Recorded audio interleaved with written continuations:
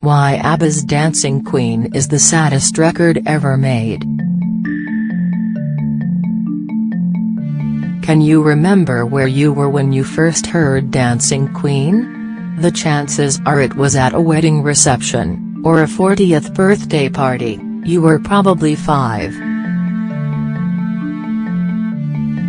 It was probably mixed in the air with the croaking voices of older relatives pouring down on you, as you ran between their fat, pink legs in a church hall.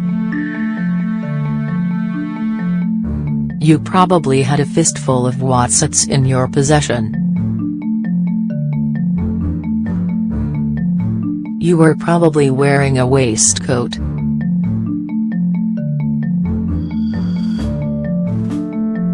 This is where Dancing Queen has made its home.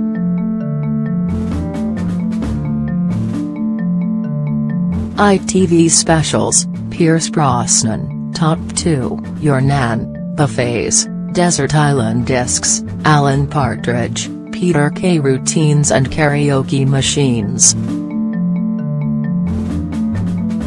This is wrong.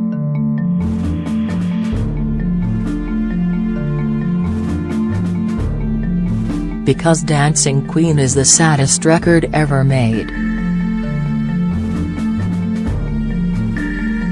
In order for this exercise to work, I'm going to have to ask you to forget everything you think you know about Abba.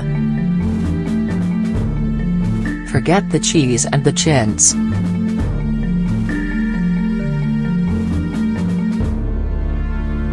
Forget the Eurovision Song Contest.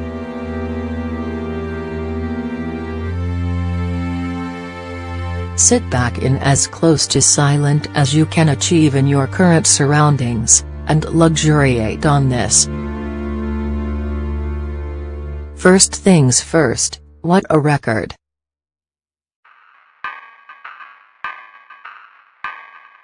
In a conversation with Thump that we stupidly didn't record, the ever-enlightened DJ Harvey once told us he believes Dancing Queen is the greatest disco record ever made, and it's hard to disagree. It's a song of such high quality, a song so beloved, it's been nearly entirely ruined by the weight of its legacy. But even then it triumphs.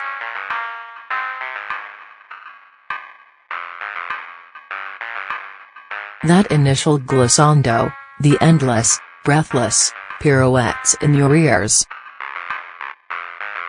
The tepid beat barely faster than your heartbeat, the choral whirls and clambering strings. It's perfect? But you already knew that.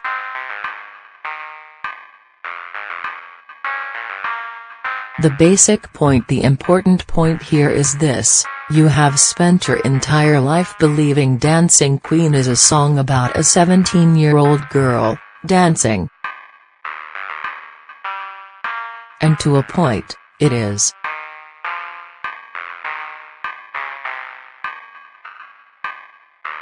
Yet, have you ever thought about the song's vantage point?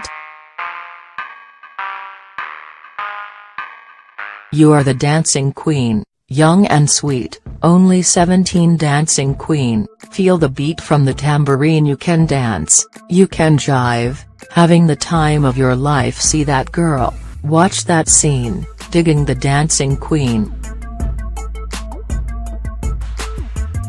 Make no mistake.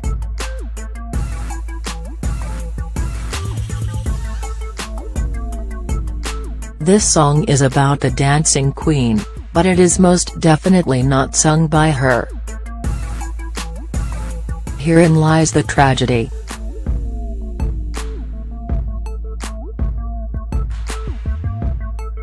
Our narrator has realized that she is no longer the Dancing Queen. She is no longer young, no longer sweet, no longer 17. Now, instead, she watches from the bar, the dance floor, a maelstrom of lost faith, memories and missed opportunities. She was once 17, and as such was totally oblivious that the moment would ever end. Dancing Queen is a song about this end.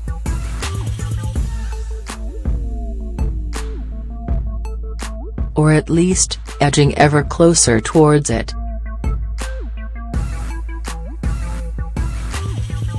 It is a song that respects the truth that the passing of time only moves in one direction.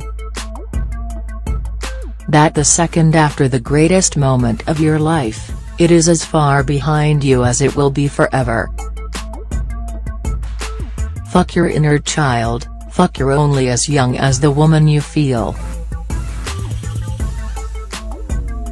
You are young once, it happens, and then the rest is a slow slide towards something both inevitable and unknown.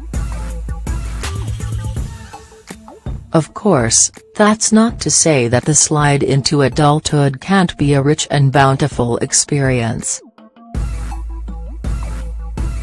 For many, youth is an uncomfortable project, full of muse albums and matted pubes, and as such something they are glad to watch turn to ash over their shoulder.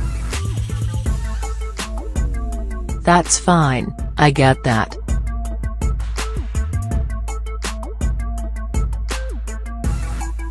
There are, however, a large percentage of people who only make sense when they are young. People who find a home away from home in the shimmering reaches of nightclubs. A lot of cynics would have you believe that nightclubs are only good for trying to get off with people, or that those who purport to love them are merely extending some juvenile urge to deny the real world. Sadly, for all their wisdom, the truth is they don't understand the confidence, the place, many people find when they go out and just how out of place they can feel once those halcyon days are over.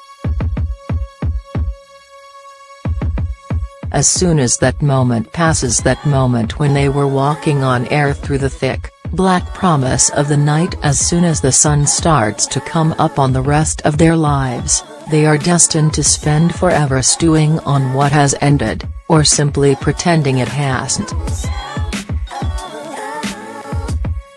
To every wrong side of 30-year-olds still stubbing cigarettes out on coffee tables at 6 the next morning, everyone who has ever spent entire evenings listening to their terrible teenage CD collection, every aching back on a premature night bus home, this one's for you. This is what it's all about.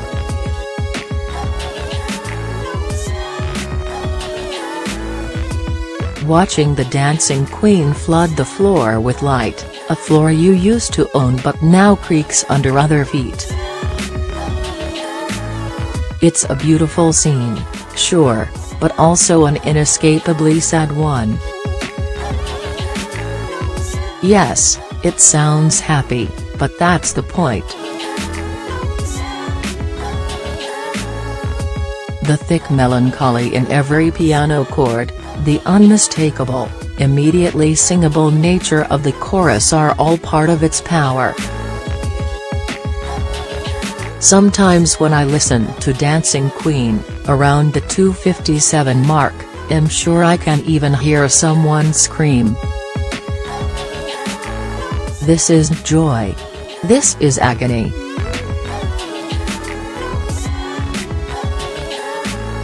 Abba have been fucking depressing on many other occasions.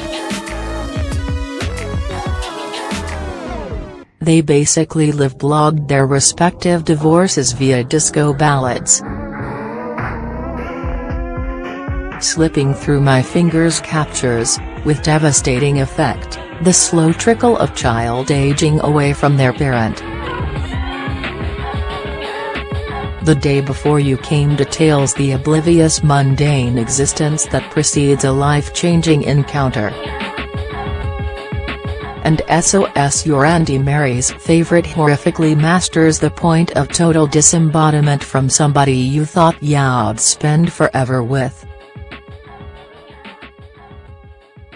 Pretty much everything they have ever recorded is imbued with a wistfulness. A constant interplay between pop sensibility and twisted mentality. Yet, for my money, none of their hits come anywhere close to Dancing Queen in the Longing Stakes. It is a song that says the best has been.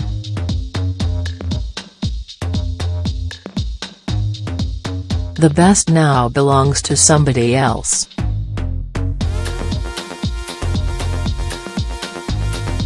The best you can now do is watch the best and remember when you were the best. It's a song for the moment when the value of your memories outweigh the value of your ambitions. Dancing Queen, a song now most commonly preceded by a function DJ slurring the words "Get your dancing shoes on" into a low-quality microphone or belted at West End audiences, is in fact a song about watching the party from the other side of the glass, knowing you'll never be on the list again.